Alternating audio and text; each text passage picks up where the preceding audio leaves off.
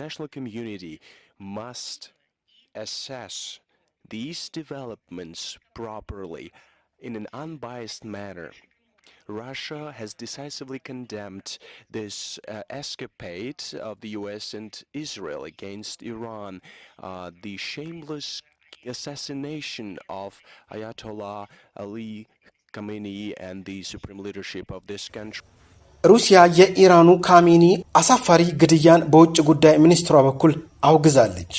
ዓለም አቀፉ ማህበረሰብ አሜሪካና እስራኤል በኢራን ላይ ለፈጸሙት ጥቃት ግልጽ የሆነ ግምገማ ሊሰጥ ይገባል ሲሉ የሩሲያ የውጭ ጉዳይ ሚኒስትር ቃል አቀባይ የሆኑት ማሪያ ዛካሮቫ ተናግረዋል። አክለውም ሞስኮ ድርጊቱን ግዴለሽ አደገኛ ጥፋት ስትል እንደምታወግዘውም አጽንኦት ሰጥተው ገልጸዋል። Russia has decisively condemned this escapade of the US and Israel against Iran, the shameless assassination of Ayatollah Ali Khamenei and the supreme leadership of this country. የእስራኤል የመከላከያ ሚኒስቴር የካሜኒን ተተኪ እንገድላለን ሲሉ መዛታቸው ተሰምቷል።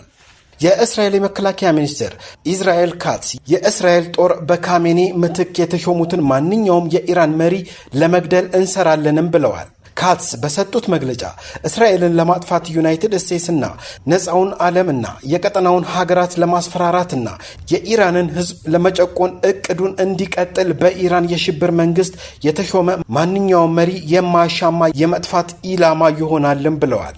ስሙ ምንም ይሁን ምን እንዲሁም የትም ቢደበቅ ምንም ለውጥ የለውም ብለዋል ካትስ በመቀጠል እስራኤል የኢራንን አቅም ለማጥፋትና የኢራን ህዝብ መንግስታቸውን ለመጣል ሁኔታዎችን ለመፍጠር ከአሜሪካ ጋር መስራቷን ትቀጥላለችም ብለዋል። የኢራን መንግስት መገናኛ ብዙሃን እንደዘገበው ሮብ በቴህራን ለጠቅላይ መሪ አያቶላህ አሊ ካሜኒ የቀብር ስነ ስርዓት ሂደት እንደሚጀመር አስታውቋል። ካሜኒ የተገደሉት ቅዳሜ ዕለት የአሜሪካና እስራኤል ጥቃቶች በጀመሩበት ወቅት ነው። ስነ ስርዓቱ ከሮብ ጀምሮ የሚካሄድ ሲሆን የቀብር ስነ ስርዓቱ 3 ቀናት እንደሚፈጅ የመንግስት መገናኛ ብዙሃን የሆነው ዘግቧል። ኒውዮርክ ታይምስ የኢራን ባለስልጣናትን ጠቅሶ እንደዘገበው የካሜኒ ልጅ ሞጅታባ ካሜኒ አዲስ የበላይ መሪ ለመሆን ግንባር ቀደም እጩ ሆኖ መገኘቱን አስታውቋል። ከዚሁ ከሶስቱ አገራት ግጭት ጋር ሳንወጣ ከእስራኤል ጋር ግንኙነት አላቸው የተባሉት የቀድሞ የኢራን የስለላ ኃላፊ በቁጥጥር መዋላቸው ታውቋል።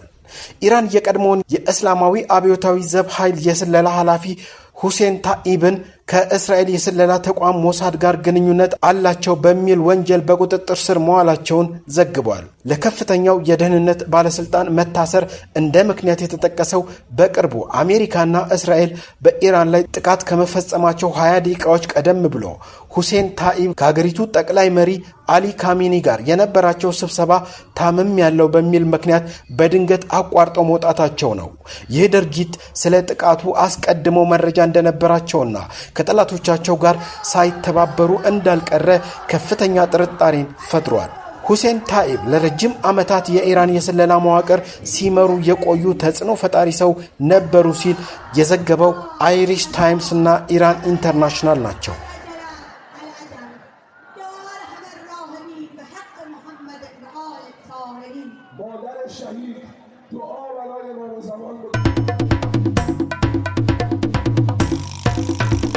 ኢራን ቱርክ ላይ የቃጣቸውን ሚሳኤል መቶ መጣሉን ኔቶ ማስታወቁን ሰምተናል።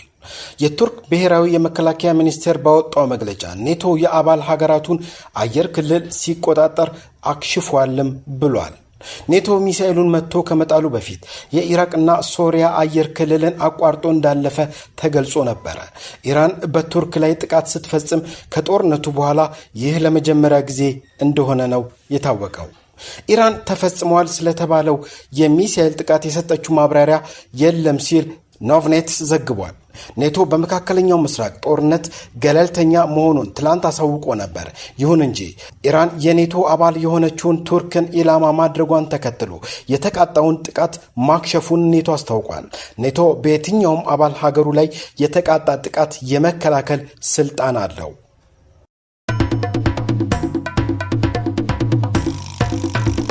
የስፔን ግራ ዘመም ፓርቲ መሪ አሜሪካንና እስራኤልን አሸባሪ በማለት ለጦርነት አይ እንላለን ሲሉ ተደመጡ። የስፔኑ የግራ ዘመም ፓርቲ ፓዴሞስ ፕሬዝዳንት ኢዩን ቤላራ አሜሪካና እስራኤል በዓለም ላይ ሽብርን እየረጩ ያሉ አሸባሪ መንግስታት ናቸው ሲሉ በጽኑ ተቃውመዋል። ቤላራ ይፋዊ በሆነው የማህበራዊ ሚዲያ ገጻቸው ባጋሩት ጽሑፍ ሀገራቸው ስፔን ከነዚህ አገራት ጋር ያላትን ግንኙነት ሙሉ በሙሉ እንድታቋርጥና ከኔቶ የጦር ቃል ኪዳን ድርጅት እንድትወጣ ጠይቀዋል። ቤላራ በንግግራቸው አሜሪካና እስራኤል ለሰው ልጅ ትልቅ ስጋት ናቸው ካሉ በኋላ ስፔን በግዛቷ የሚገኙ የአሜሪካ የጦር ሰፈሮችን መዝጋት እንዳለባትም አሳስበዋል። በተለይም ዶናልድ ትራምፕ ዓለምን አደገኛ እያደረጓት መሆኑን በመጥቀስ ስፔን የሰላም ተምሳሌት ሆና እንድትቀጥልና ከወታደራዊ ጥምረቱ በመውጣት ራሷን እንድታገል ጥሪ አቅርበዋል። የስፔን ሕዝብ የጦርነት ተቃዋሚ ማንነት እንዳለውም አክለው ገልጸዋል። ከዚሁ ጋር ተያይዞ አሜሪካ የስፔንን ምድር ተጠቅማ የጦር አውሮፕላኖቿ ከስፔን እንዳይነሱ ስትል ማገዷን ትላንትና በነበረን ዘገባ እንደዘገበን ይታወሳል።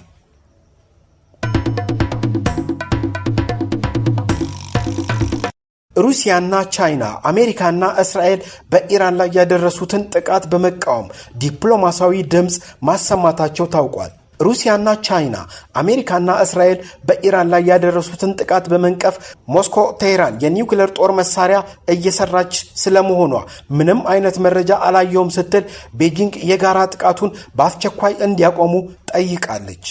የቻይና የውጭ ጉዳይ ሚኒስትር ዋንግ ዩ ለእስራኤል አቻቸው ጌዲዮን ሳር እንደተናገሩት በኢራን ላይ የተፈጸመው ጥቃት በዋሽንግተንና ቴህራን መካከል የተደረገውን ድርድር የእስራኤልን የደህንነት ስጋቶች ለመፍታት ከፍተኛ መሻሻል እያሳየ ነበር ሲሉ የቻይናው የውጭ ጉዳይ ሚኒስትር በመግለጫቸው ገልጸዋል። በሚያሳዝን ሁኔታ ይህ ሂደት በወታደራዊ እርምጃ ተቋርጧል። ቻይና በእስራኤልና ዩናይትድ ስቴትስ በኢራን ላይ የሚሰነዝሩትን ማንኛውንም ወታደራዊ ጥቃት ትቃወማለች ሲሉ ዋንግ ለእስራኤሉ የውጭ ጉዳይ ሚኒስትር በስልክ ባደረጉት ቆይታ ተናግረዋል ሲል ሚኒስትሩ ገልጿል። ቻይና ተጨማሪ መባባስና የግጭቱን ከቁጥጥር ውጪ መሆኑን ለመከላከል ወታደራዊ እንቅስቃሴዎች በአስቸኳይ እንዲቆሙ ትጠይቃለች ሲሉም ዋንግ አክለዋል። ኃይል ችግሮችን መፍታት አይችልም፣ ይልቁንም አዳዲስ ችግሮችንና ከባድ የረጅም ጊዜ ውጤቶችን ያስከትላልም ብለዋል። የቻይና የውጭ ጉዳይ ሚኒስቴር እንደገለጸው ሳር በኢራን ውስጥ የቻይና ሰራተኞችንና ተቋማትን ደህንነት ለማረጋገጥ ተጨባጭ እርምጃዎችን ለመውሰድ ከዋንግ የቀረበውን ጥያቄ እስራኤል እንደተስማማችበት ዘገባው ጠቅሶ ዘግቧል።